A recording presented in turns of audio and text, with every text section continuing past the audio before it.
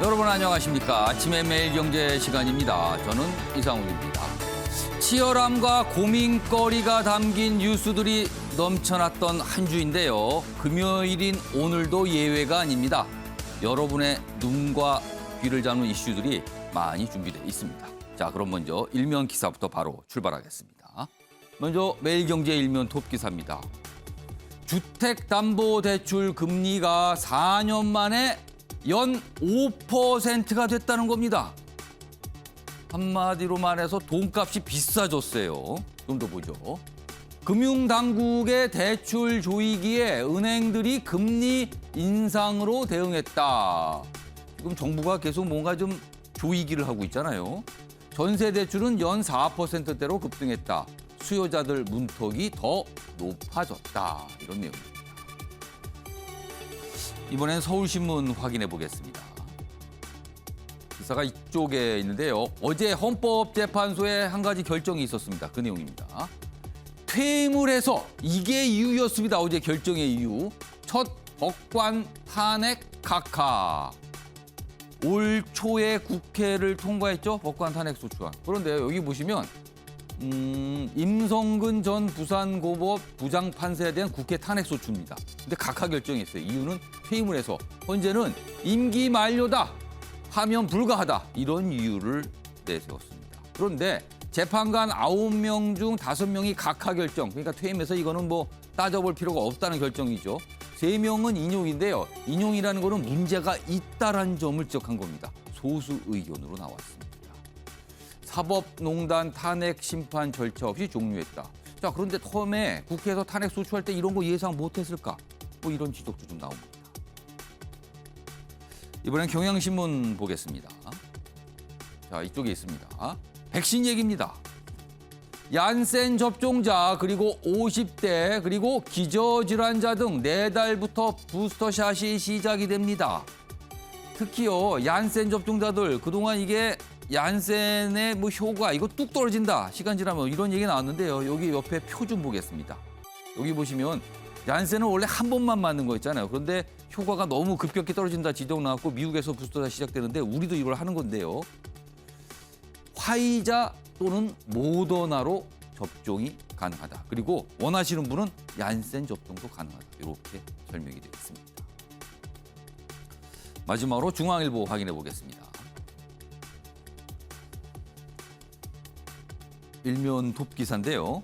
북한 종전선언 논의 조건을 붙였는데 한미훈련 올스톱을 요구했다는 겁니다.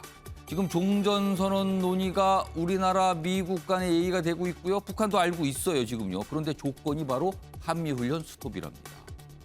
국정원이 어제 정보위 국정감사에서 밝혔는데요.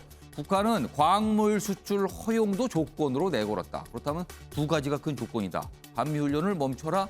그다음에 광물 수출 허용해달라. 사실상 우리나라에게 미국을 설득하라는 압박을 한 것이다. 이런 분석도 곁들여져 있습니다.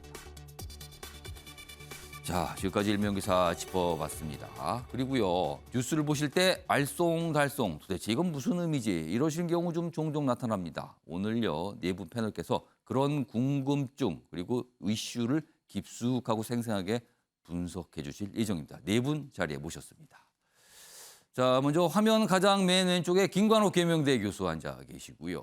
그 옆에는 이종근 시사평론가 나오셨습니다. 세 번째 자리에 주원규 삼육대 겸임 교수 자리하고 계십니다. 마지막으로 최진년 변호사도 나와 계십니다. 안녕하세요.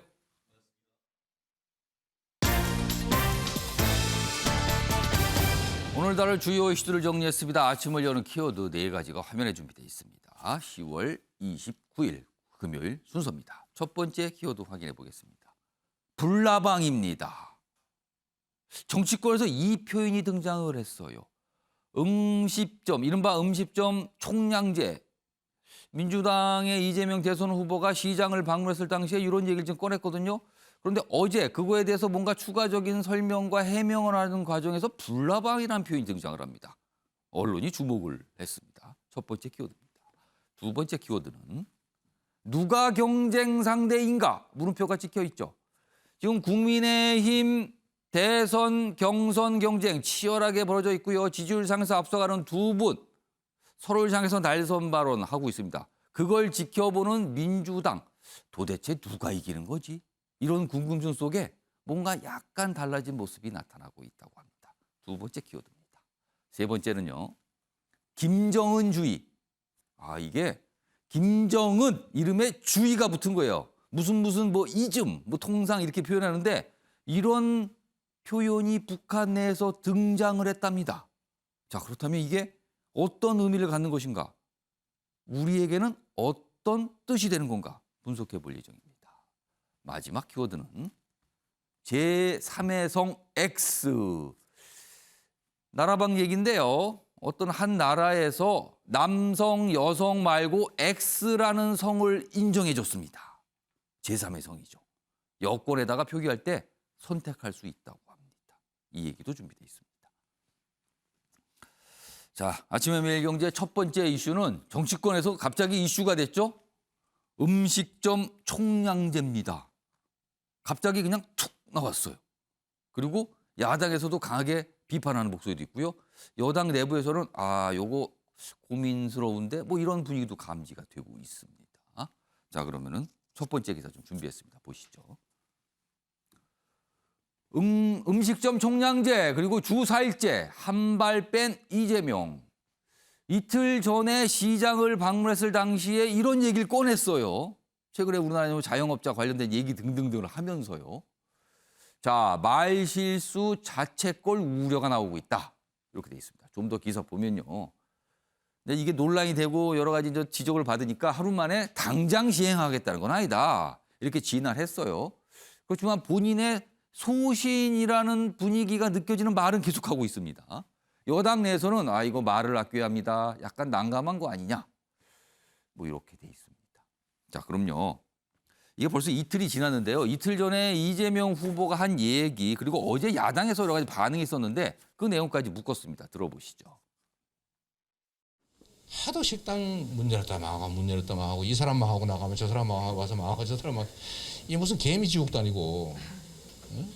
그래서 음식점이나 대중 음식점 허가 총량제를 운영해 볼까 하는 생각을 했어요. 그럼 차라리 그 영업 면허라도 한 200~300만 원 받고 팔 수 있게. 근데 그것도 뭐 자율성을 침해하는 거라서 결국 못 하고 말았는데. 음식점 총량제를 실시하겠다는 발언은 실업자가 되던가 앉아서 죽으라는 얘기를 한 것이나 마찬가지입니다. 공약도 아니라면서 계속 같은 주장을 어제와 같은 논리로 또 반복했습니다. 자, 뭐 이런 반응이었어요. 그리고 어제 앞서서 봤던 이재명 후보의 발언은 이틀이 지난 발언이거든요. 어제도 얘기를 했는데요. 그 기사 준비되어 있습니다. 음식점 뭐 허가 총량제 뭐 이런 내용이죠. 이 논란에 해명을 했는데 불나방 해명이라고 돼 있어요. 이게 도대체 뭡니까? 불나방 해명은. 또 도마에 오른 이재명 화법이다.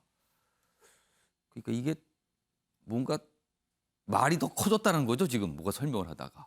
자, 그럼요. 어떻게 해명을 했길래 이런 기사가 나온 건지 그 모습도 영상으로 확인해 보겠습니다. 제가 성남시장 때 그 고민을 잠깐 했었다는 말씀이고요. 이걸 국가 정책으로 도입해서 공론화하고 또 공약화하고 시행하겠다는 얘기는 아니었습니다. 불나방들이 촛불을 향해서 모여든 것까지는 좋은데 너무 지나치게 가까이 가서 촛불에 타는 그런 일들은 막아야 되는 거죠. 그러니까 해명을 했어요. 뭐 당장 하겠다는 건 아니다. 그러나 이건 필요하다는 얘기를 하면서 뭐 불나방, 촛불 이런 얘기가 나온 거예요. 일단. 자, 이종규 평론가. 네네. 이 사안에 대해서 내용과 표현으로 좀 나눠볼 수 있습니다. 여기 쟁점들이 있어요. 일단 그렇죠. 이종구 평론가께는 이 표현 부분, 그러니까 어떤 무슨 허가 총량제, 이건 마치 약간 규제의 느낌이 물씬 나잖아요. 그런 표현 자체가. 그리고 어제는 해명을 하는 과정에서 불나방, 촛불 뭐 이런 표현을 썼단 말이에요. 그렇죠. 어떻게 들으셨습니까? 일단 표현과 내용이 사실 분리되진 못하죠. 왜냐하면 그 어떤 표현을 쓴다는 것 자체가 그 내용의 철학을 좀 담보하고 있는 것이잖아요. 그럼 불나방을 한번 예를 들어보죠. 불나방이라는 이미지가 어떤 겁니까? 불이 죽을 수 있다는 어떤 불에 뛰어들면 죽을 수 있다는 걸 알면서도 뛰어드는 거잖아요. 그러니까 그러면 무모하다는 뜻이 그렇죠. 되잖아요. 무모하고 허상을 쫓는 뭐 이런 이미지가 강합니다. 그런데 지금 자영업이와 소상공인들이 거기 그 업에 뛰어드는 사람들이 과연 그것을 모르고 뛰어들까요? 아닙니다. 절박해서 뛰어드는 거예요. 다른 길이 없기 때문에 뛰어드는 겁니다. 어떤 생계를 위해서 다른 선택을 하기가 너무나 어려운 상황이기 그렇죠. 때문에. 그분들이 되게 어떤 분들입니까? 50대까지 사실 직장에서 일하다가 이 노동 시장이 유연하지 않고 경직돼 있으므로 예. 나올 수밖에 없고 그러면 몇 분 안 되는 퇴직금을 받아서 생계를 유지하고 가족들을 마저 이 학업 아이들을 학업에 계속 하게 만들 수 있는 방법. 우리나라에서 그 방법이 있습니까? 정부에서 그렇다면 뭐 이렇게 그 노동을 다시 할 수 있는 어떤 예. 모든 것들을 지원해 줍니까? 안 되니까 사실은 진입장벽이 낮은 예. 그런 소상공인이나 혹은 자영업에 뛰어드는 거예요. 그 사람들은 절박해서 뛰어듭니다. 예. 영화의 대사 하나만 얘기할까요? 극한 직업에서 예. 마지막에 유승용 씨 예. 치킨집 주인이 된 그 마약 형사 예. 그 형사가 이렇게 얘기합니다. 우리 소상공인들은요 목숨 걸고 뛰어든 겁니다. 라고 이야기해요. 명대사예요. 그 명대사 때문에 굉장히 감동을 받아요. 목숨 걸고 뛰어드는 사람들한테 불나방. 아니 대통령 후보는 방법 대안을 얘기해 줘야 되는 것이지 예. 이렇게 규제를 하고 마치 그분들이 잘못된 것처럼 표현하는 인식 그 자체가 정부가 모든 것들을 개입해서 다 할 수 있다라는 인식을 지금 표현으로서 그렇게 나타낸 거 아니냐라는 거죠. 그분들의 절박함 이런 거를 좀 제대로 파악하지 못한 것 아니냐. 지금 이종건 평론가 말씀 좀 그런 내용을 좀 담으셨어요. 주은 교수님, 주은 교수님은 하여튼 뭐 총량제라는 표현을 썼다가 이제 또 해명하는 과정에서 불나방, 뭐 촛불 이렇게 설명이 됐어요. 어떻게 들으셨습니까? 저는 일단 뭐 내용 면에서는 또 다른 두 분께서 해주실 거라고 예. 믿고요. 그 표현의 효과에만 조금 주목해 본다면 예. 긍정적인 효과와 부정적 효과가 공존했다고 생각을 합니다. 예. 긍정적 효과는 일단 대장동 이슈로 사실은 불리한 국면을 맞고 있는데 그것을 정책 아젠다로 이렇게 바꾸는 선점 효과를 좀 노리신 것 같아요. 그럼 이제 이른바 음식점 총량제 쪽으로 이슈를 확 돌린 효과가 생긴 거다 지금. 네, 맞습니다. 그거는 상대적으로 국민의힘 지금 비방전이 너무 얄팍한 어떤 피상적 비방전, 예. 개인 비방에 지금 몰려 있는 그런 상황과 다르게 우리는 더불어민주당이나 나는 지금 정책 아젠다를 이렇게 준비하고 있다. 그러니까 이런 그러네요. 어떤 이거는 집단 정책과 관련된 내용이니까요. 네, 집단 지성의 화두를 던졌다. 이제 이런 면에서는 긍정적 효과가 나타났다고 예. 보고요. 그리고 또 하나는 좀 찔러보기라는 효과도 있습니다. 예. 이럴 때 이제 이 야당 국민의힘의 반응들을 지금 유도한 건데요. 예. 야당에서는 이거를 지나치게 정책이 아니라 정치 이데올로기적 표현으로 공격하셨어요. 뭐 전체주의적이다, 히틀러 나치를 닮았다. 그런 표현이 등장했죠, 야당에서는 근데 지금. 이제 실생활에 도움을 주거나 실생활에 대해서 이게 왜 내용 면에서 다른지에 대한 그런 걸 기대하는 국민들과는 좀 거리차가 있기 때문에 예. 그런 부분들도 의도했다라고 생각이 듭니다. 그런 측면에서는 이재명 후보에게 오히려 긍정적인 효과일 수 있다. 네, 맞습니다. 이런 부분으로 계속 끌고 왔을 때는 이제 이재명 후보가 그냥 던져봤다라고 얘기는 하더라도 저분은 예. 그래도 정책에 대한 이야기를 하는구나라는 인식을 심어줄 수 있어서 긍정적인데 예. 저는 해명에는 리스크가 크다고 봐요. 그러니까 네. 그제가 아니라 어제 했던 네, 그 발언. 맞습니다. 이 불나방, 이른바 불나방 이 발언은 이게 자칫 잘못하면요. 이게 어떻게 연상이 될 수 있냐면은 촛불 민심의 부정적 연상 효과를 일으킬 수 있습니다.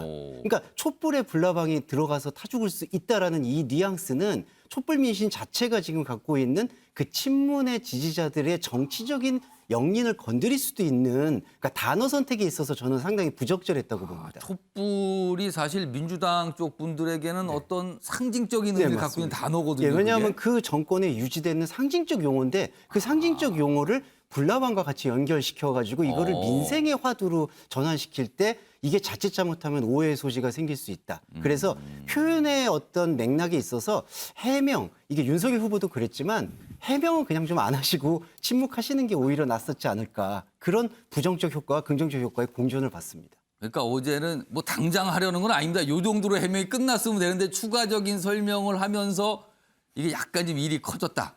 뭐 이런 말씀인 것 같아요. 자, 그런데요. 이 음식점 허가 총량제 뭐 이런 표현이잖아요. 이런 걸 좀 해볼 필요가 있다라는 필요성을 제기하면서 그리고 이제 해명을 하고 뭐 당장은 아니지만 그래도 필요한 거 아니냐 뭐 이런 식의 설명이 나온 거예요. 자, 그래도 어떻게 보면 그 총량제라는 자체가 어떻게 국가가 뭔가를 끌고 간다 이런 느낌이 좀 나는 거거든요. 이와 관련해서요. 벌써 한참 지났습니다. 이재명 후보가 후보 수락연설 당시에 이와 관련된 내용을 한 부분이 있거든요. 영상으로 준비했습니다. 들어보시죠. 국가 주도의 강력한 경제 부흥 정책으로 경제 성장률 그래프를 우하향에서 우상향으로 바꾸겠습니다. 좌파 정책으로 대공황을 이겨낸 루즈벨트에게 배우겠습니다. 자, 그러니까요. 김광일 교수님. 수락연설에서 국가 주도, 경제를 얘기하면서 국가 주도로 경제 부흥을 끌겠다. 그게 국가 주도란 부분에 방점을 줬거든요. 근데 어제도 사실은 정부가 주도해서 뭔가를 하는 거잖아요. 그래서 이걸 좀 연상하시는 분들이 많이 있는데 그래서 영상을 좀 준비해서 보여드렸는데 어떻게 보면 소신 같기도 해요, 이거는.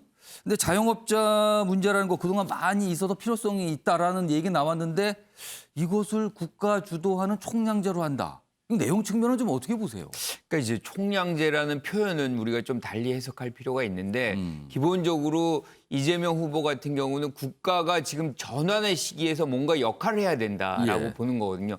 산업도 지금 전환의 시기가 있는 것이고 4차 혁명의 시대로 들어가고 있는데 이것이 위기이면서 또 기회일 수 있다. 이 기회를 열어가는데 국가가 어느 정도 역할을 해야 된다. 그래서 예. 신산업이라든가 뭐 이런 것에 과감한 투자를 해야 된다는 게 이 한 축이고요. 예. 이 이제 음식점에 관련해서는 예. 사실은 이 부분이 시장 실패의 영역이거든요. 그러니까 뭐 이 후보도 얘기를 했지만 수만 개가 매년 만들어져서 예. 매년 또 사라져요. 그렇죠. 그러니까 이 데이터로 보면 5개 음식점이 만들어지면 4개, 그중에 4개가 5년 내에 폐업을 합니다. 그러니까 이거는 결과적으로 완벽한 시장 실패 영역인데 분명히 이거는 좀 뭔가 문제가 있다라고 많은 분들이 문제가 하죠, 있는 지금. 거죠. 그러면 예. 여기에 이거를 그냥 방치해야 되는 것이냐라는 것은 맞지 않다는 거거든요. 예. 이것을 사실상 여기에서 많은 그 자영업자들이 뭐 자산의 손실, 거기다 부채의 증가, 예. 뭐 이것들이 삶의 어떤 굉장히 어려움으로 직면되는 건데 이걸 국가가 그냥 놔둔다? 이건 아니라고 보는 거죠. 여기서 뭔가를 역할을 해야 되는데 예. 그럼 이제 총량제랄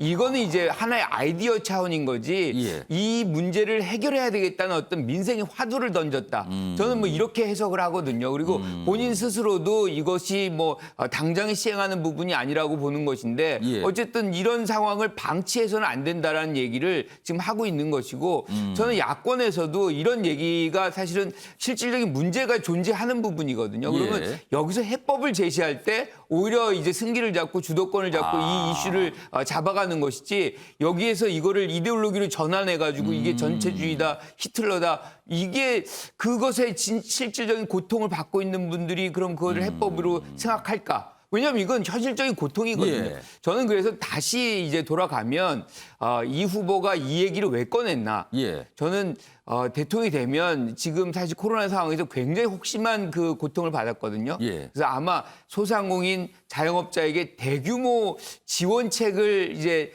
마련하기 위한 뭐 일종의 이제 정지 작업 뭐 이런 그 토양을 만드는 상황 뭐 이런 걸로도 또 저는 해석을 뭔가 하거든요. 좀 이렇게 생각을 했던 게 좀 나온 거라고 보시는데 그러면 좀 좁혀서 음식점 면허 총량제 이 자체는 어떤 의견을 갖고 계세요? 저는 그거는 불가능하다고 생각해요. 그러니까 불가능하다. 재산권을 행사하는 것을 막을 길은 별로 없는 거거든요. 우리가 이제 사실 택시 같은 경우도 허가제를 하잖아요. 그래서 예, 그렇죠. 총량을 관리해요. 예. 그리고 뭐 예컨대 대형마트다 그러면 2주일에 한 번씩 쉬게 한다거나 과거에는 뭐 주유소도 거리로 이렇게 해서 배정을 예. 합니다.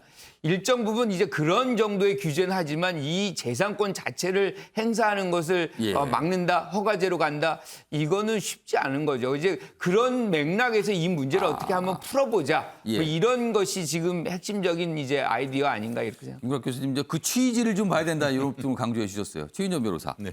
구체적으로 이제 이 총량제 얘기 좀 해볼게요. 총량제 얘기를 하는데 그걸 안 하겠다는 얘기는 아니에요. 당장은 아니다. 그러면서 그 방향이 필요하다. 뭐 이런 설명까지 나온 거예요. 어제는. 근데 이제 만약에 이 면허 총량제가 될 경우에는 기존의 음식점을 하시는 분과 새로 진입하는 분들의 관계 이것도 좀 뭔가 문제가 발생할 수 있고요. 그리고 자칫 이 면허증이 생기는 건데 그러면은 이게 권리금 형태로 또 가격이 올라가나 또 이럴 수도 있는 거 아닙니까? 과거에 우리가 이미 봤는데 그런 내용은. 이거 어떻게 보십니까? 그렇습니다. 저는 이렇게 한마디로 총평하고 싶은데요. 여당 대선 후보의 위헌적 발언이다. 이렇게 말씀을 드리고 싶습니다. 위헌이요? 왜냐하면 이것은 헌법의 문제이기 때문입니다. 예. 기본적으로 우리나라 헌법에 그 경제에 관한 기본 원칙이 헌법 119조에 있는데요. 뭐라고 되어 있냐면 대한민국 경제 질서는 개인과 기업의 경제적 자유와 창의를 존중함을 기본으로 한다는 거예요. 결국 그리고 또 사형 기업에 대한 그 간섭이나 이런 것들을 최소화한다라는 것이 헌법에 기본적으로 되어 있습니다. 근데 좀 전에 그 김 교수님 같은 경우에는 이게 그러니까 뭐 그 실패율이 굉장히 높기 때문에 이것이 시장 실패라고 했는데 그렇다고 하면은 거꾸로 이렇게 여쭤보겠습니다.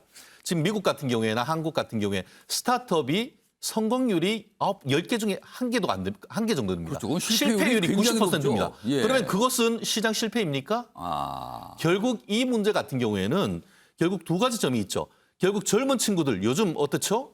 식당 하려고 합니다. 예. 오히려 셰프가 굉장히 유망한 직업입니다. 오히려 예전하고는 그 패러다임 자체가 바뀌고 있는데 그것을 국가가 규제한다? 막리단길이 나올 수 있고 그 연트럴 파크가 나올 수가 있습니까? 그렇기 때문에 모든 것을 규제로 하는 것은 잘못됐다. 나아가서 예. 5, 60대 같은 경우에는 예. 아까 다들 말씀하셨듯이 퇴직하고 나서 갈 데가 없습니다. 직업을 선택한다고 하는데 자영업은 이른바 강요된 자유입니다. 어떻게 망할 자유라고 얘기를 할 수가 있죠? 강요된 자유로서 어쩔 수 없이 하는 것에 대해서 규제를 한다? 결국 만약에 이것이 음식점 총량제가 되면은 어떤 풍경이 이루어지죠? 결국 불법 무허가 식당들이 굉장히 양산되고 그에 예. 따라서 그거 규제하는 공무원 늘린다고 해서 규제 숨바꼭질이 벌어질 것이 뻔한 거예요. 그런데 이것이 앞으로 구체적인 얘기를 말은 지금 철학적 문제라고 하지만 예. 말씀을 들어보면 이른바 이재명은 합니다라고 해서 실제로 하겠다는 의지가 강하단 말이에요. 예. 그래놓고 그 논란이 되니까 이제 쓱 들어오는데 과연 여당 대선 후보의 마인드인 건지 예. 아니면은 성남시장으로서의 마인드인지 정말 질타하지 않을 수가 없습니다. 자, 이렇게 이제 의견들이 각각 다 다르게 말씀하셨어요. 최진영 변호사께 짧게 추가 질문을 하나 드릴게요.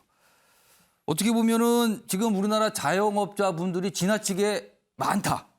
그러니까 전체 취업자 중에서 자영업자분이 굉장히 사실 크거든요. 그리고 많이 어려움도 겪고 있고. 그래서 이거는 분명히 많은 분들이 문제라고 인식을 해요. 근데 이거를 이재명 지사가 이번에 아마 이슈로 던진다는 그런 의미도 좀 있는 것 같은데 국민의힘 당 차원이나 아니면 국민의힘 대선 경선 후보들은 이 자영업자분들이 지나치게 많이 지금 늘어나고 있고 많고 어려움을 겪고 있다. 이 부분에 대해서는 어떤 대책이나 정책이 좀 있습니까? 지금? 그렇죠. 결국 말씀드린 것처럼 예. 왜 자영업자로 가겠습니까? 결국 일자리가 없기 때문인 것이죠. 일자리는 누가 만들죠? 국가가 만드는 것이 아니고 기업이 만드는 것입니다. 그렇기 때문에 기업의 자율성을 두고 예. 선한 규제라고 하고 선한 나라고 했는데 선한 규제는 없는 겁니다.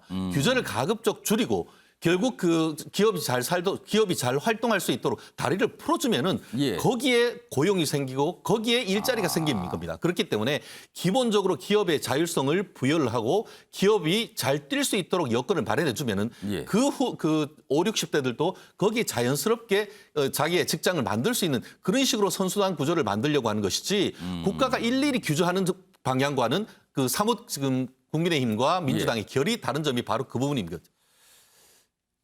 아무튼 이 이슈가 치열하게 붙었어요, 지금. 이게 다른 이슈가 다 새로운 이슈가 하나 딱 등장한 거죠. 지금 김구락 교수께서 발언 기회 요청하셨는데 한 30초 짧게 드릴게요. 기업이 그런 어떤 투자 활동을 해서 고용을 증진시켰다는 그것이 이제 우리가 선순환으로 이제 예. 경제가 잡히는 것이고 낙수 효과라는 얘기거든요. 신자유주의 핵심적인 얘기인데 사실 20년 동안 그걸 했어요. 지금 그러면 일자리가 넘쳐 흘러야 됩니다. 하지만 지금 사내 보유금 같은 경우 30대 기업이 100조가 훨씬 넘습니다. 예. 이런 상황을 감안한다면 그건 굉장히 허상이었던 거거든요. 그러니까 그동안 작동했습니까? 이렇게 좀 물으신 거예요, 지금. 참 이게 일자리 문제하고도 연결되는 건 분명해 보입니다. 자영업자분들 뭐 본인이 어떤 뜻한 바 있어 하신 분도 있지만 생계를 위해서 어쩔 수 없이 선택하신 분도 많이 있다고 알려지거든요. 그런 분들에게 다른 선택지가 있었다면 다른 일자리 그리고 생계를 유지할 수 있는 방법이 있었다면 뭐 이런 겁니다. 지금 이 얘기는. 대선에 도전하신 분들이 이런 거 좀 얘기 좀 하셔야 될 것 같습니다. 어떤 아이디어를 갖고 계신지.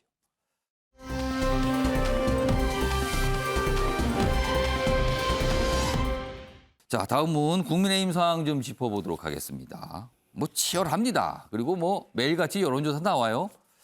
지금은 요 기사는 여론조사 내용을 좀 담고 있습니다. 소개해드리죠. 당심은 윤석열, 민심은 홍준표. 최근 여론조사 보니까 이런 모습이 있다고 분석이 된 거예요. 야당 역대급 깜깜이에다가 초박빙 경선이다. 모른다는 거예요, 지금 잘. 결과를 모르겠다는 거죠. 여기 중간 보겠습니다. 지금 국민의힘은 뭐 중간 발표 없이 한 번에 대선 후보 11월 5일 날 그냥 결정합니다. 그리고 그 전에 이제 투표들 끝나죠. 당원 투표, 여론조사 다 끝납니다. 근데 여론조사를 하나 보니까요. 여기 소개가 돼 있는데 국민의힘 후보로 누가 적합하느냐. 뭐 이런 취지의 질문을 물어본 건데 홍준표 후보가 좀 앞서는 걸로 나왔답니다. 최근에 이런 여론조사 결과가 좀 나오고 있죠. 그런데 그 여론조사에서 당심만 좀 추려서 보면 여기는 윤석열 후보가 또 앞서는 걸로 나온다. 뭐 이런 거예요. 그래서 국민의힘 내부에서는 5%포인트 안팎의 승부 가능성이 있다. 이렇게 돼 있습니다. 이렇게 뭔가 치열한 상황이니까 당연히 격렬하게 충돌하고 있는 거죠, 지금요. 다음 보겠습니다. 그래서 이런 모습이 나타나나 봅니다. 윤석열 중진들 이끌고 세과시하는 회견을 했다. 그러자 홍준표 골목대장 노릇하고 있다. 비난을 한 거예요. 이렇게 나옵니다. 이렇게 지금요. 거칠죠. 하나 더 있어요, 기사가. 그 기사 제목은 더 겹칩니다. 윤, 내가 이겨야 문재인 정권의 치명타다. 그러자 홍준표, 윤 캠프에는 파리 때가 들끓는다. 엄청납니다, 지금. 이 격전입니다, 지금요. 자, 그럼요. 윤석열, 홍준표 두 후보 어떻게 얘기를 하고 있는 건지 확인해 보겠습니다. 비상식과 불공정, 불의와 위선의 상징인 문재명 세력과 선명하게 투쟁하겠습니다. 대장동 국민 약탈 사건의 특검 도입과 모든 형태의 정치 공작을 분쇄하기 위해 결연히 맞서 싸우는 선명한 후보가 되겠습니다. 윤 캠프에는 파리 때가 들끓는다. 그건 제가 한 말이 아닙니다. 파리 때는 부패한 곳에만 들끓습니다. 지금 앞서서 이제 뭐 지지율 여론조사 뭐 이런 거 소개해 드렸고요. 어제 윤석열 후보는 기자회견을 하면서 이제 다른 중진들을 요들 지지 많이 합니다. 그리고 앞으로 제가 돼야지만 뭐가 됩니다. 뭐 이런 걸 강조하는 거예요. 그리고 홍준표에는 거기 다 파리 때 뭐 이렇게 폄하를 한 거죠. 최인영 변호사, 먼저 이제 홍준표 후보 얘기 좀 해보겠습니다. 일반 여론조사 상으로는 우위를 보이고 있어요. 그런 여론조사 결과가 나오고 있어요. 그런데 홍준표 후보 쪽으로 지지를 하거나 그쪽에 영입이 된 현역 의원은 별로 많지는 않습니다. 얼마 안 된다고 소개가 되고 있어요. 왜 그런 겁니까, 지금 상황이? 이 부분이 뭐 누구는 뭐 30대 2 뭐 이런 얘기도 키워드가 나오는 것 같은데요. 예. 실질적으로 지금 홍준표 후보 캠프에 있는 현역 의원이 몇 분 되지 않는 반면에 최근에 특히 그 윤석열 후보 캠프에는 현역 의원들이 굉장히 많고 또 다수가 현역 의원은 있어요, 지금. 지역구가 있고 그 지역구 밑에 보면은 광역 또 기초 뭐 이런 예. 단체장에 따르는 조직적 표가 굉장히 탄탄하다라는 예. 그런 게 있는데요. 그럼 도대체 왜 이런 현상이 일어날까? 그러니까 홍준표 후보 쪽에서는 여론조사 지지율이 높게 나오는데 그렇죠. 왜 당내에서는 의원들이 별로 지지하거나 그쪽에서 돕거나 이게 없는 거예요? 결국 이 부분에 있어 가지고는 결국 핵심이 실체적인 이와 같은 홍준표 지지율에 실체적인 어떤 진실이 있느냐 아니면은 윤석열 캠프에서 얘기하는 역선택의 작용이 되느냐 이 부분이 있는 것 아니겠습니까? 결국 전체적으로 봤을 때 정말 짧은 시간 내에 홍준표 후보가 이렇게 따라와서 역전되는 것까지 나올 수 있는 것이 굉장히 많이 저 또한 놀라운 것 같은데요. 근데 이 부분에 있어서는 긍정적인 부분도 충분히 있는 것 같습니다. 아시다시피 젊은 층에 대해서 상당히 어떻게 보면 지지율이 굉장히 높아집니다. 그리고 또 내용도 봤을 때 보면은 이미 지난 대선 때 검증된 후보로서 다른 논란이 적다는 그런 장점이 분명히 있는 것 같습니다. 예. 그렇기 때문에 그런 점을 종합했을 때 실체적인 어떤 지지율에 실체가 있다라는 것이 홍준표 캠프의 주장이고 그 반면에 예.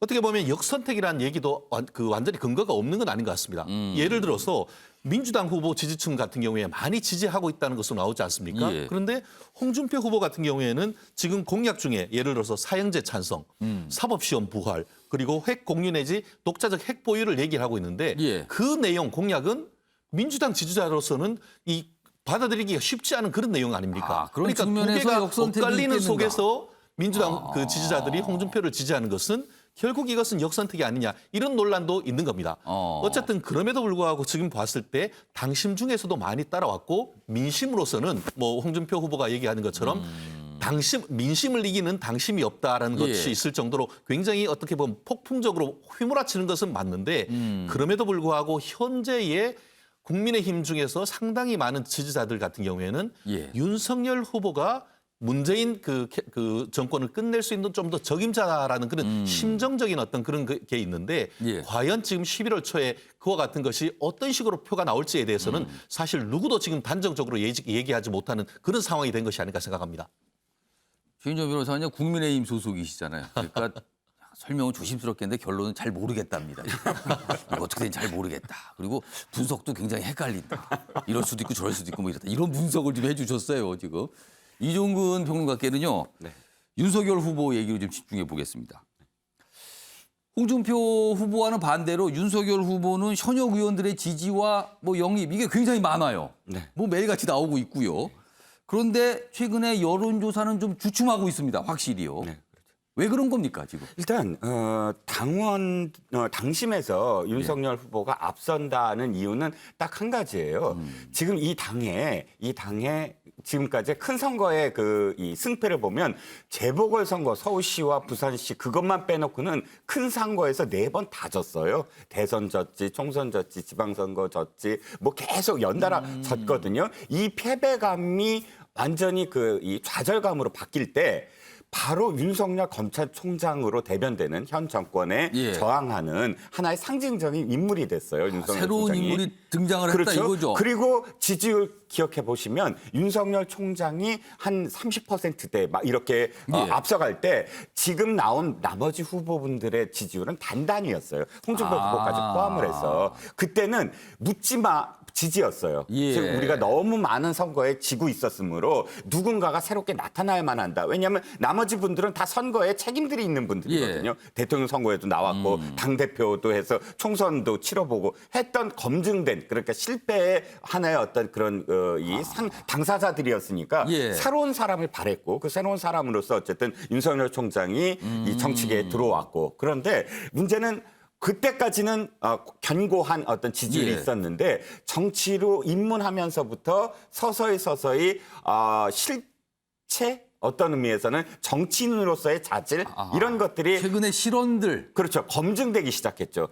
두 가지예요. 하나는 정책. 그러니까 윤석열 총장이 검찰 출신으로서만이 아니라 전체적인 국정 운영을 할 수 있는 예. 그런 이 준비된 정치인이냐에 대해서 마땅한 어떤 정책이 나왔느냐에 대한 어떤 반문. 두 번째는 정치인으로서의 어떤 태도, 애티튜드 문제. 그러니까 뭐 여러 가지 비판적인 어떤 목소리를 어떻게 반응하느냐부터 시작을 해서 예. 어떤 표현을 적절하게 쓰느냐. 이런 모든 면에서 생각했던 어떤 모습과 실체는 이 간격이 있다. 이런 면에서 여론조사에서는 조금 이렇게 밀리는 그런 어떤 상황이 됐다고 볼 수가 있죠. 그러니까 두 후보가 각각 강점과 약점들을 지금 다 보여주고 있어요. 그리고 상대의 약점은 나의 강점, 나의 약점은 상대의 강점. 뭐 이렇게 좀 되고 있어요 지금. 그래서 언론들도 그렇고 정치권도 이거 모르겠다 도통. 그리고 양쪽 캠프도 굉장히 좀 주시하고 있어요. 과연 어떻게 될 것인가. 자, 이런 상황입니다. 이런 상황을 지켜보고 있는 곳이 있죠. 이미 후보를 확정한 여당인 더불어민주당입니다. 기사가 있습니다. 홍윤, 엎치락뒤치락의 민주당, 이거 누굴 공격해야 하나? 이런 고민을 하는 거예요. 홍준표, 이재명 겨냥 공격에도 그동안은 이재명 캠프나 뭐 민주당이 별다른 대응이 없었어요. 그런데 최근에 여론조사가 조금 오르게 나오고 뭐 엎치락뒤치락 하자 눈평을 내서 비판을 합니다. 막말 선 넘는다. 맹비난을 가는 거예요. 어제는요. 오전과 오후에 걸쳐서 홍준표 후보를 비난하는 논평이 나왔어요. 근데 지켜보다가 하다가 이제 보는 거죠, 지금. 근데 이제 고민은 도대체 누구지? 우리 상대는 이겁니다, 지금 상황은요. 민주당이 초미의 관심입니다. 이제 민주당 후보 정해졌고 여기는 누가 되는 거지? 우리하고 누가 상대하는 거지? 이거예요, 지금. 김구락 교수님. 네. 민주당 입장에서는 누가 국민의힘 대선 후보가 되는 게 유리하다고 보세요? 저도 헷갈립니다. 말하기 어렵다. 예. 그런데 이제 일단은 전 개인적으로는 윤석열 후보가 조금 더 민주당의 입장에서는 상대하기가 쉬울 그러면 수도 있다. 이재명, 윤석열 이 대결이 민주당 입장에서 낫다. 그렇죠. 어떤 이유에서 그러세요? 제일 중요한 건 이제 지지율의 흐름이거든요. 예. 그런데 실질적으로 우리가 이제 검찰총장직을 사퇴하고 나서 정점을 찍고 계속 하락해요. 사실상 거의 한 번도 이 반등이라는 본격적 반등이라는 어떤 예. 상황을 겪어본 적이 없습니다. 이렇게 하락세의 추세라는 것은 어떻게 보면 뭔가 지지자들이 흐트러지고 있다는 것, 동요하고 있다는 것을 의미하는 거거든요. 예. 반면에 이제 홍준표 후보 같은 경우는 굉장히 바닥에서 출발을 합니다. 그런데 이제 민심을 모아가고 좀 올라가는 그렇죠. 추세가 당심까지 보이죠. 이제 끌어가고 있는 그런 장면이기 때문에 그런 부분에서는 어떻게 보면 이 윤석열 후보의 약점이 분명히 있다. 그리고 이제 그 예. 내용을 들여다보면 예. 사실상 지지층이 누구냐라는 것이 굉장히 중요하거든요. 그런데 윤석열 후보의 지지층은 거의 국민의힘의 지지자들로만 뭉쳐 있어요. 그러니까 확장성이 사실상 굉장히 결여돼 있다. 예. 이렇게 평가를 하는데 예. 지금 홍준표 후보 같은 경우는 중도층에서 상당 부분을 가져가고 있고 2030의 어떤 영역도 예. 다른 후보들 특히나 이제 이재명 후보에 비해서도 더 많이 지지를 받고 있는 게 명확하거든요. 그러니까 확장성 측면에서는 일정 부분 이 홍준표 후보의 장점이 분명히 있다. 그런데 홍준표 후보도 여성표에 있어서는 좀 약점이 굉장히 뚜렷해요. 그래서 어느 후보가 더 유리하다라고 얘기하기는 어렵지만 예. 지금 나와 있는 뭐 고발 사주, 그다음에 징계 문제, 각종 의혹 뭐 이런 것들을 따져 본다면 사실은 윤석열 후보가 조금 더 이제 공격 포인트가 민주당 예. 입장에서 많을 수 있겠다 이렇게 보는 거죠. 김관학 교수님 분석은 일단 윤석열 후보가 민주당 입장에서는 더 낫다. 경쟁자로 상대하기가. 이종근 평론가는 똑같은 질문 드릴게요. 주원 교수님, 네. 이종근 평론가 두 분께 똑같이 드릴 텐데 이종근 평론가는 누가 더 낫습니까? 민주당 입장에서. 그렇게 민주당 분석하세요. 입장으로 봤을 때 그러니까 민주당 그러면- 입장에서는 누가 더 나을까? 저는 딱 한마디로 예. 경험해 본 예측 가능한 후보와 경험하지 못한 불가측한 후보. 그러면 어느 쪽이 더 불리할까요? 경험해 보지 못한 후보가 불리합니다.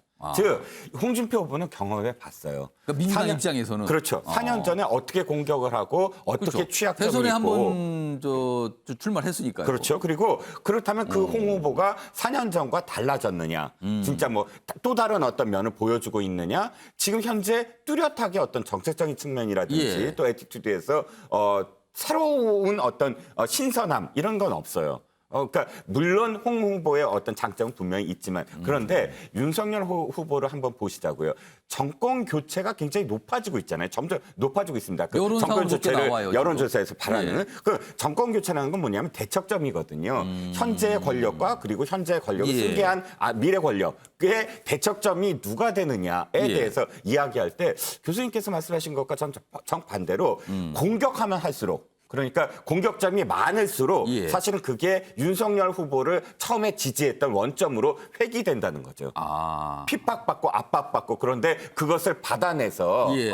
그걸 기다리고 그것에 대해서 사실은 이렇게 그 저항하면서 하나의 어떤 이 대척점의 중심이 되는 예. 그런 인물로 또다시 부각될 가능성이 크다라는 겁니다.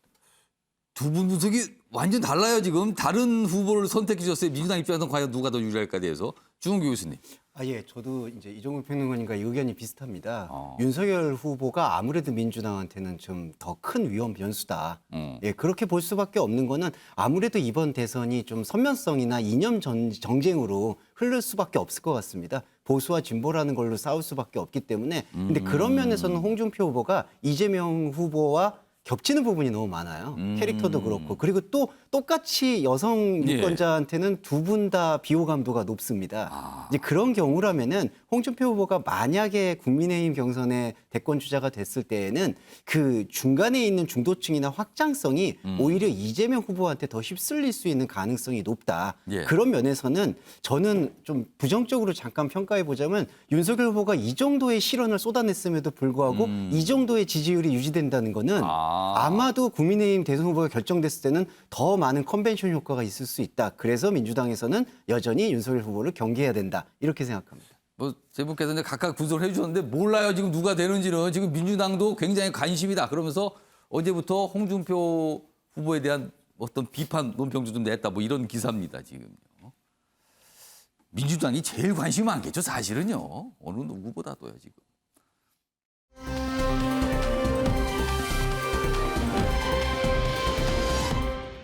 자, 다음 이슈로 좀 넘어가 보겠습니다. 이른바 국가장 얘기입니다. 노태우 전 대통령 정부에서 이제 국가장으로 하기로 결정됐죠. 진행 중입니다. 지금요.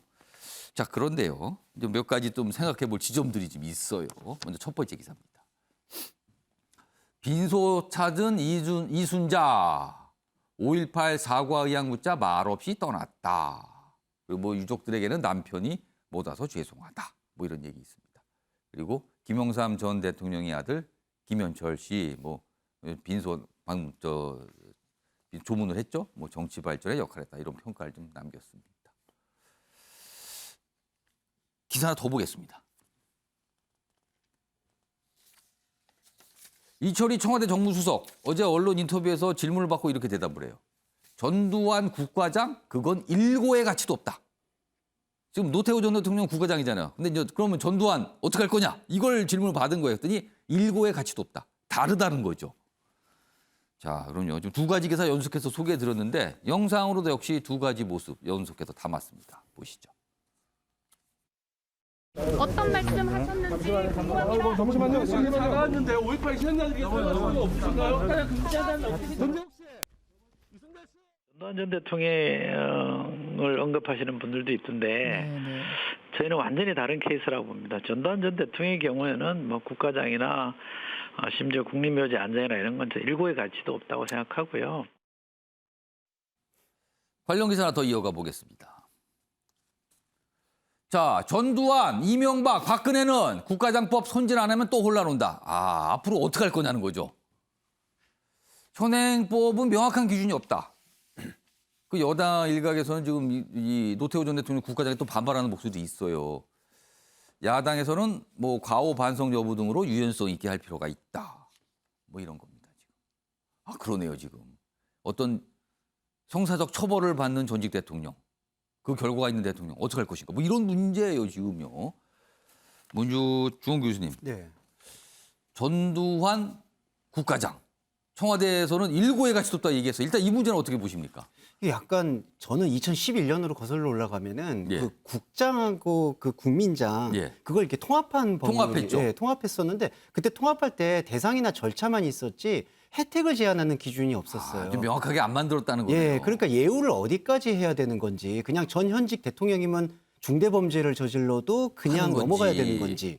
예, 거기에 대한 논의가 없다 보니까 지금 시간이 지나와서 이게 문제가 됐고 지금 법대로라면 네. 정부가 그때마다 판단을 해야 되는 상황이 네, 왔어요. 맞습니다. 그냥 정무적 판단을 해야 된다. 정무적이나 여론의 판단에 따라야 된다는 건데 지금 이철희 정무수석 말씀도 조금은 논리의 모순이 있는 게 일고의 가치가 없다라고 했을 때 그러면은 노태우 전 대통령의 지금 이 국가장은 그럼 어떤 논의에서 비롯됐느냐.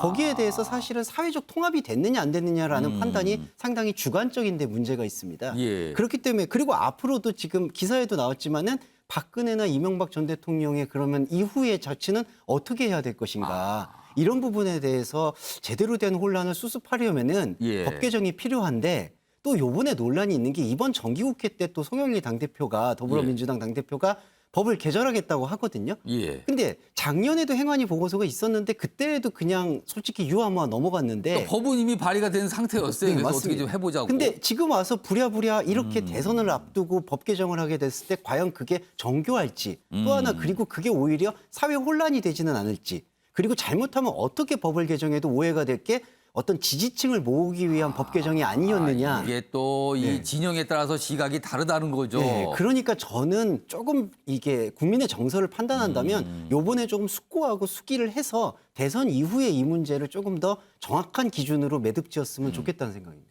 최인정 변호사, 지금 법이 도대체 어떻게 돼 있는 건지 그리고 지금 상태로는 계속 정치적으로 판단을 해야 되는 건지 이 얘기 좀 해주세요. 그렇습니다. 이 법이 명확합니다. 어떻게 돼 있습니까? 네, 명확한데 말씀한 것처럼 옛날에는 국민장에 관한 법률이었는데 2013년에 이것이 국가장법으로 통합이 두 됐습니다. 가지 이제 합해서 이제 그렇죠. 국가장으로 옛날에는 단일화하자. 국장은 7일, 국민장은 5일 뭐 이렇게 했는데 그럼 전직 대통령 누구는 7일로 하고 누구는 5일로 하냐 이런 논란이 돼서 그냥 5일 이내로 한다라고 바꾼 것이 지금 그 국가장법인데요. 예. 국가장법 같은 경우에 지금 대상은 전직 현직 대통령, 대통령 당선인 또 그 국가 또는 사회에 현저한 공헌을 남겨 국민의 추앙을 받는 사람 이렇게 돼 있습니다.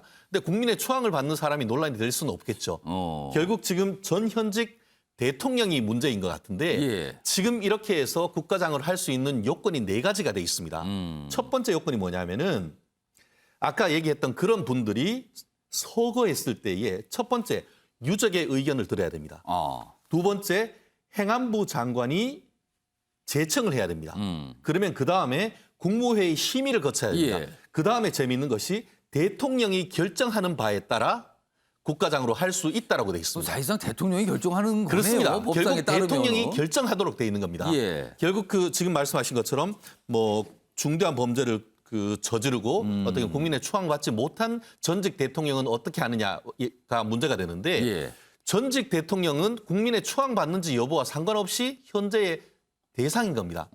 그런데 말씀드린 것처럼 현재로서는 그런 절차를 거쳐서 대통령이 국가장으로 결정할 수 있다라고 했기 때문에 최종 결정 사항을 대통령한테 준 겁니다. 정치적 판단 여지를 준 거네요. 그렇죠. 거기다가. 결국 전직 대통령이라 한다 하더라도 현직 대통령이 하지 않는다라고 결정하면은 현재는 대통령의 결정 사항으로 돼 있는 것이죠.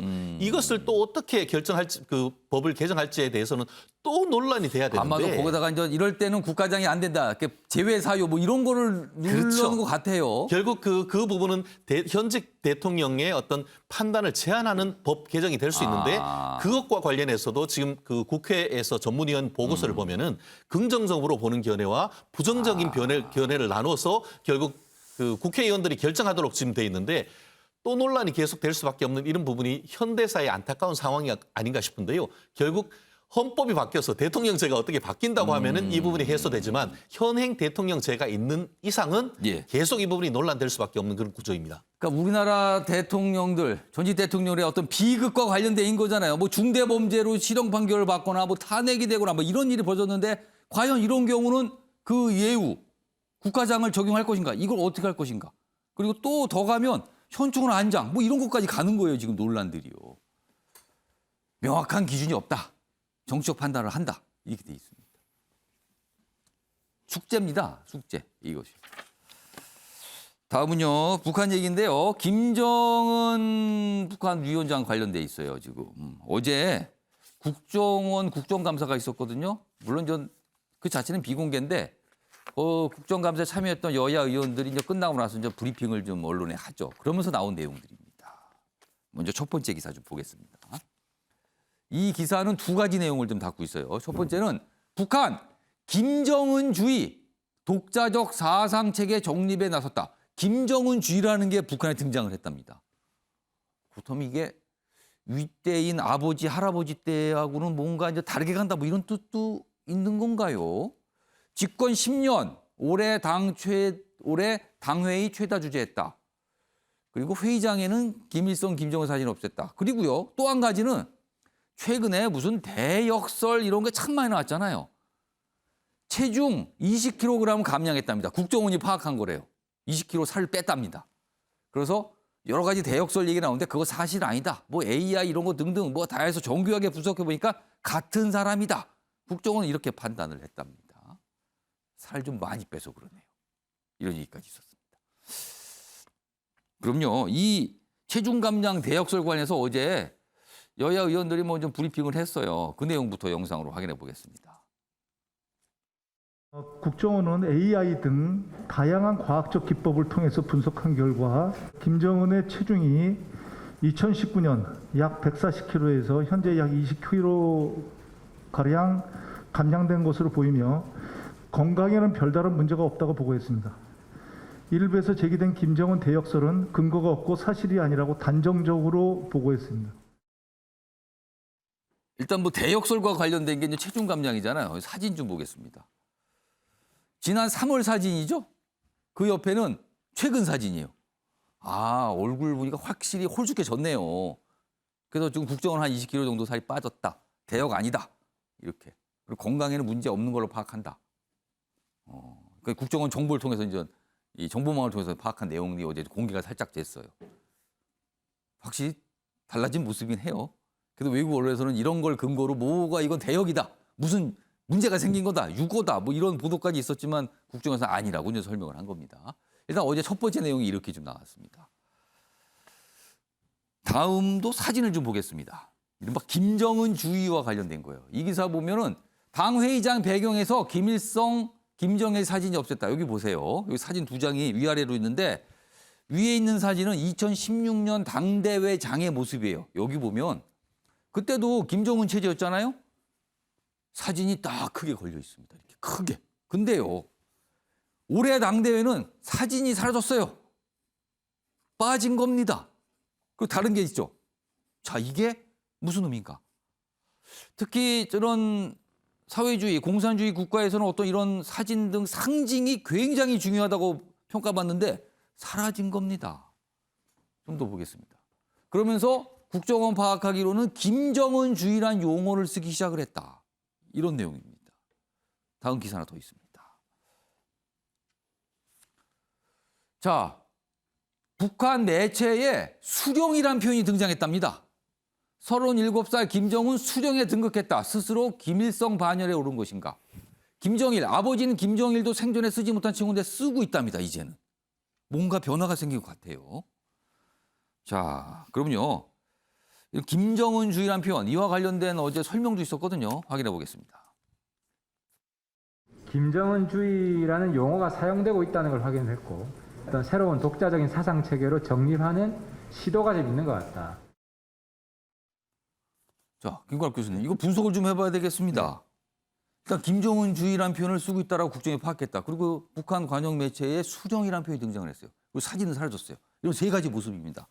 이게 무슨 의미일까요? 이게 그러니까 통치 10년이 됐거든요. 예. 완벽하게 김정은 시대를 열겠다. 이거 이제 더 이상 할아버지, 아버지의 어떤 그 영향권에서 벗어나겠다. 그러니까 처음에 제일 먼저 등장했을 때 김정을 보면 거의 과거의 김일성 모습을 그대로 따라하는 예. 거기에서 뭔가의 어떤 그 위험이라 그럴까요? 뭐 이런 거를 이제 빌어오는 그런 어떤 행태를 보였는데 지금은 이제 그럴 필요가 없다는 것이죠. 독자적으로 간다. 그렇죠. 그만큼 이제 완전히 장악했다는 근데 것을. 아버지 때도 사실은 수령 무슨 그렇다고 김정일주의 이런 거 안 썼는데. 그렇죠. 더 아니, 나간 거예요, 그럼? 그런데 이제 처음에 우리가 이 역사를 보면 예. 김일성은 주체 사상을 내세웁니다. 예. 김정일은 성군 사상을 내세워요. 예. 근데 지금 김정은주의라는 걸 내세워요. 예. 그러면 이 내용이 뭐냐가 사실 굉장히 중요하거든요. 그렇죠. 이름을 붙였단 근데 말이에요. 지금 내용은 지금 밝혀지지가 않고 있습니다. 여태 이제 김정은이가 내세웠던 거는 핵 경제 병진 사상이에요. 그러니까 핵과 경제를 같이 동시에 이제 발전시키는 그렇게 해서 부강한 나라를 만들겠다. 뭐 이게 이제 김정은이 내세웠던 지금까지의 내용인데 예. 그것이 김정은주의인지 아니면 김정은주의라는 것이 새로운 어떤 내용이 거기에 담겨져 있는지 내용은 아직 모르겠다는 그건 거예요. 이제 파악이 지금 안 되고 있는 거예요. 혹시 과거와 같은 약간 신격화 이런 거 아닐까요? 그러니까 신격화는 충분히 이제 수령이라는 단어로서 이제 등장을 한 겁니다. 그러니까 예. 아버지도 사실 수령이라는 거를 유은통치 때문에 못 썼는데 본인은 썼어요. 그렇죠. 본인 쓴다는 거는 이미 이제 숭앙을 시키고 많은 국민들로부터 이제 신격화하겠다는 그런 메시지는 이제 전달이 된 거죠.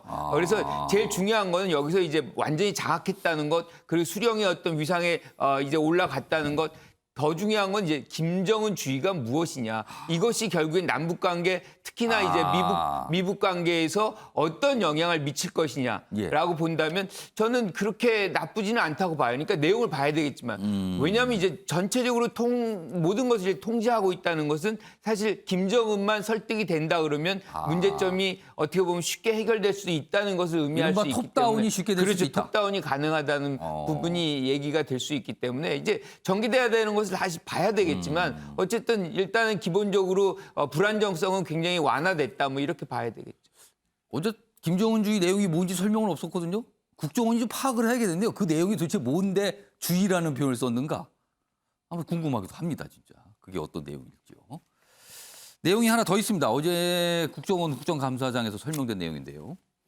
북한이 지난 2월에서 7월에 폐연료봉 재처리 가능성이 있다. 정부위 어제 국정원 국감에서 밝힌 내용인데 그러면 이게 플루토늄을 추가 확보한 것 같다라는 분석도 나오고 있는 거예요. 뭐 이러면 또 이거 심각해지는 거 아닙니까? 이종구 평론가. 네네.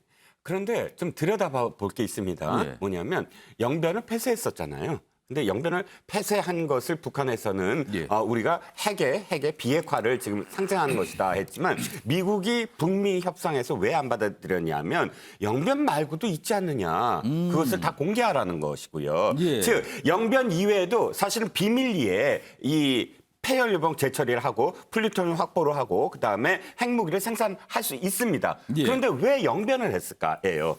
이건 무슨 의미냐면 첫 번째는 보여주기였다. 즉 우리가 영변을 재가동한다. 지금까지는 뭐냐면 미사일 실험 계속 했지 않습니까? 예. 그러니까 뭐 극초음속 미사일 그다음에 뭐 SLBM 뭐 연달아서 지금 지대공 미사일까지 계속 최근에 미사일 실험을 했습니다. 그다음에는 핵 실험은 하지 않죠. 핵 실험은 완성했다고도 했고 또 핵 실험을 했다가는 완전히 또 이 전 세계가 이제 경악하지 않겠습니까? 그러니까 레드라인은 넘지 않으면서도 우리가 핵에 대해서 무엇인가 움직임을 보이고 있다라고 이야기하려면 공개 안 한 곳에서 이걸 보여주기식은 안 되죠. 그러니까 영변이라는 공개된 곳에서 일단 우리가 핵에 대해서 이렇게 재처리를 하고 있다라고 보여주려고 영변을 선택했을 가능성이 있고 문제는 만약에 협상을 했을 때는 핵무기가 얼마큼 많으냐에 따라서 예를 들어서 50개 있는 것과 100개 있는 것과는 대가가 다르지 않습니까? 그러니까 최소한 지금 2월에서 7월 또 최근에 IAEA 사무총장에 따르면 뭐 한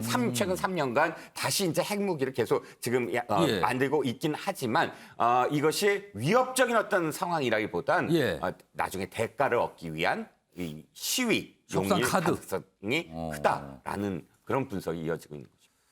그러니까 어제 설명이 영변 원자료 재가동을 했고 플루토늄을 추가로 확보한 걸로 분석이 된다는 거예요.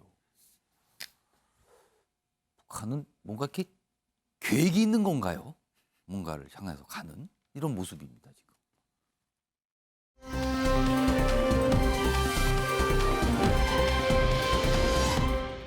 다음은 나라 밖 소식인데요. 좀 눈을 잡습니다. 보시죠. 성소수자를 위해 미국 여성도 남성도 아닌 제3의 성 X표기 여권이 발급이 됐답니다. 여기 보세요. 사진 보시면 크게 나와 있는데 여기 성을 표시하게 돼 있는데 X로 돼 있어요. X. 남성이면 M, 여성이면 F. 뭐 이렇게 통상 쓰잖아요. 근데 X로 돼 있습니다. 좀 더 보겠습니다. 도입을 주장한 60대 인권운동가로 추정됐는데 뭐 요청이 있었나 봐요, 그동안. 내년부터는 본인이 규정한 성별, 그러니까 선택할 수 있다는 거예요. 본인이 X를 선택할 수도 있고 남성, 여성 선택할 수 있고 뭐 이런 거란가 봅니다. 미국에서 이렇게 돼 있습니다. 이거요, 주홍 교수님. 일단 이게 어떤 내용인지.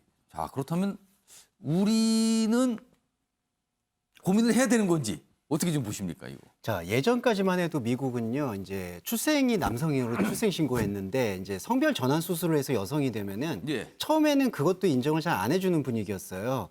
왜 남성이었는데 출생 신고를 남성으로 했는데 여성으로 변화했냐, 못 해주겠다 했다가 그걸 이제 변화를 시켰거든요. 그럼 그때는 여성으로 표기가 되는 거예요? 네, 성별 전환이 되거나 동성애자분들을 위해서 이제 출생신고는 남성이었지만 여성으로 전환하면. 근데 이제는 그걸 넘어서서 나는 사회적으로나 정치적으로 남성이나 여성으로 규정받고 싶지 않다. 규정받을 수 없다. 이제 이렇게 생각하는 철학이나 사상을 갖고 그런 있는 분들도 사람들. 있다는 거죠. 예, 그러니까 성 전환을 했지만 남성, 여성보다 본인은 다른 생각을 하고 있다. 난 예. 다르다고 생각한다. 이런 분들이 맞습니다. 있다는 거죠. 예, 그런 생각을 갖고 있는 사람들이 사실 미국에서는 웨스트리트 저널에 의하면 한 120만 명 정도가 스스로 그렇게 규정하고 있다고 합니다. 그래서 그런 부분의 수기 과정을 거쳐서 성별 중립이라는 간성, 인터섹스라는 이제 표현을 여권에서 처음으로 표기하기 시작했다. 그러니까 중립적 성이 되네요. 네, 간성, 뭐 이렇게 또 중립적 한자로 표현하면 그럴 수도 있겠네요. 네, 그래서 이게 이제 기사는 성소수자를 위해라고 하지만 그 성소수자라는 게 동성애자나 그런 성별 전환자분들만 얘기하는 게 아니라 예. 사회 정치적으로 규정받고 싶지 않은 사람들도 포함한다 이렇게 볼 수 있고요.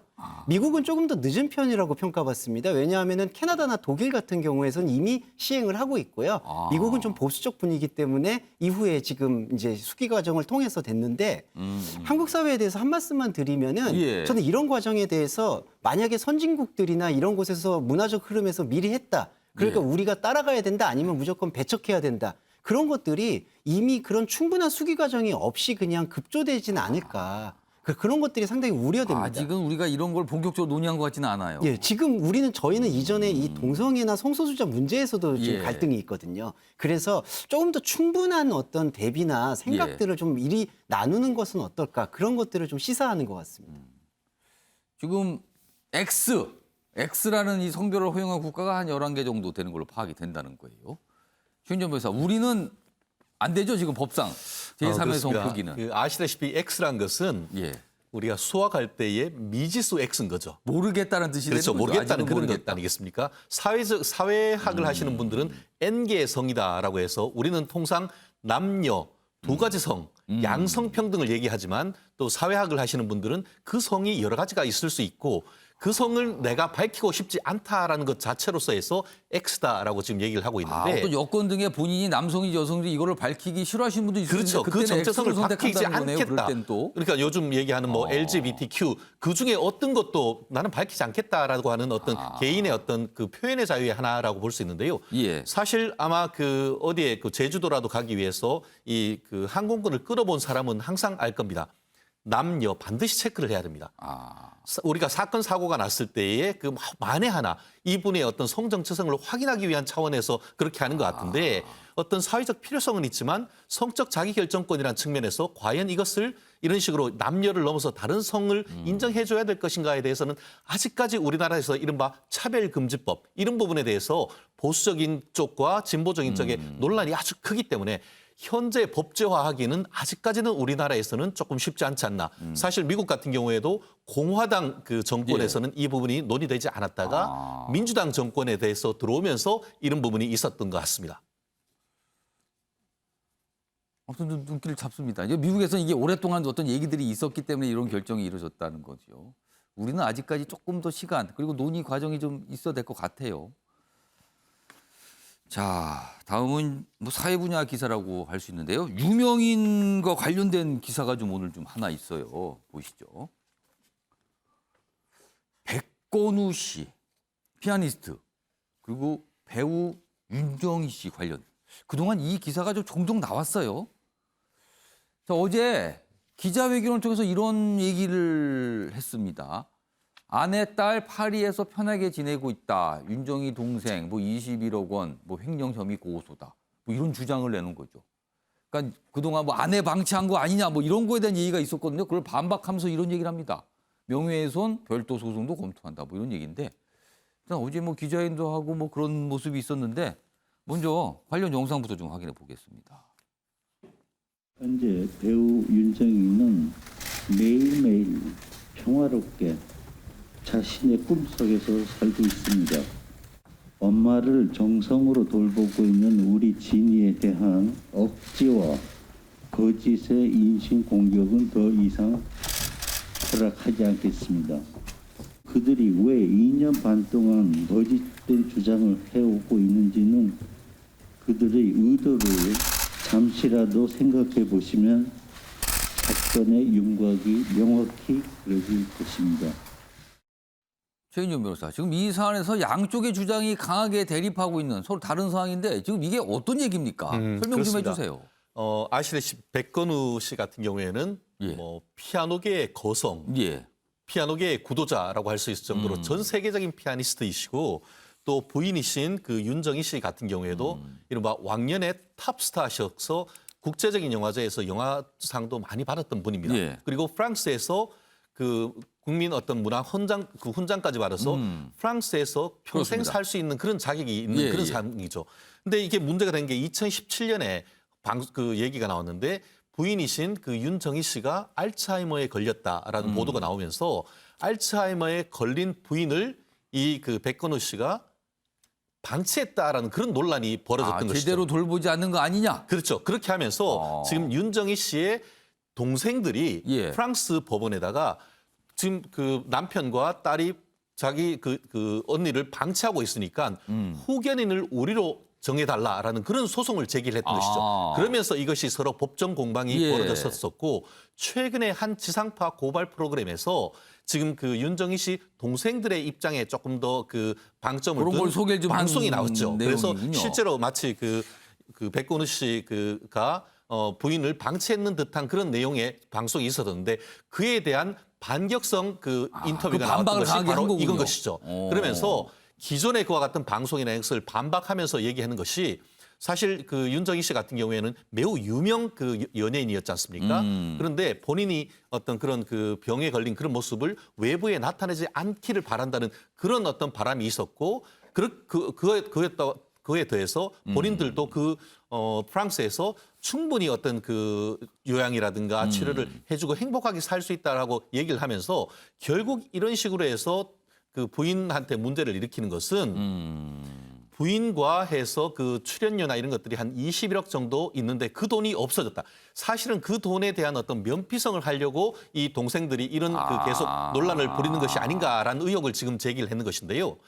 현재 이와 관련해서 소송이 여러 가지가 있는데 말씀드린 것처럼 프랑스 현지에서 본인이 건강 상태가 안 좋으니까 나를 이 그 후견인으로 해달라라는 소송을 벌여졌는데 프랑스 법원은 백건우 씨 쪽 손을 들어줬습니다. 그러니까 첫 번째 프랑스 법원 판결은 결국 의혹에 대해서 오히려 그 윤정희 씨 남편과 딸이 돌보는 것이 맞다라는 판결을 했다는 점에서는 이 논란이 어느 쪽으로 갈지 좀 봐야 되겠습니다만 현재 프랑스 법원 판결로서는 방치됐다고 보기는 어렵다라는 것이 하나 좀 볼 수 있는 것 같고 국내에서도 지금 소송이 제기되고 있는데 어떤 결과가 나올지는 좀 지켜봐야 될 것 같습니다. 그러니까 양쪽이 상대에서 문제가 있다라고 그리고 반박하고 서로 반박하고 부인하고 주장하고 뭐 이런 상황이 좀 오고 있는 거예요. 워낙 유명하신 인물들에 관련해서 뭐 기사들이 종종 이렇게 소개되고 있습니다. 다음은요. 무슨 양육비와 관련된 내용이 있어요. 보겠습니다. 양육비 나몰라라 한 아빠 6명 정부가 운전면허 정지시킨다. 이게 이런 조치가 있나요? 제재 강화 법 개정이 처음이다. 사실상 형사처벌 전 단계다. 주은 교수님, 이건 무슨 얘기입니까? 지금까지 그 배드파더스라고 양육비를 이제 미지급하는 그 상황이 좀 있었습니다. 지금 시간이 다 돼갖고 맞춰야 될 시간이 됐다고 합니다. 자, 오늘 여기까지 마치겠습니다.